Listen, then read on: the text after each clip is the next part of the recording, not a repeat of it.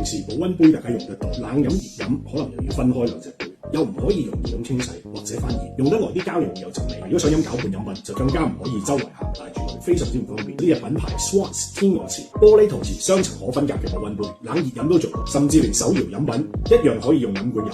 等我同大家開箱試一試佢。呢個1 L 嘅杯真係有驚喜啊！係保溫外層同埋玻璃杯嘅合體，磨砂嘅表層，矽膠嘅底墊，配上受熱高達攝氏150度嘅玻璃杯，再加埋兩用杯蓋，可以直接飲或者用吸管。我係將即溶蛋白粉加埋自家製手磨黑芝麻，然後加上純正蜂蜜，倒咗先唔使驚搞唔勻。然後加埋冷藏咗嘅300毫升全脂奶，最後加埋無糖杏仁豆奶，準備完成閂埋我個雙手旋渦式搖勻，放低俾大家欣賞下成品先。攞住嚟飲之前，先放翻落去隻保溫杯度。大家係咪急不及待想整翻杯呢？如果想手攞住杯凍飲，攞翻個玻璃杯出嚟，加埋支吸管，就真係飲 milkshake 啦。大杯口清洗非常方便，兩種功能一個價錢，快啲買嚟試下啦！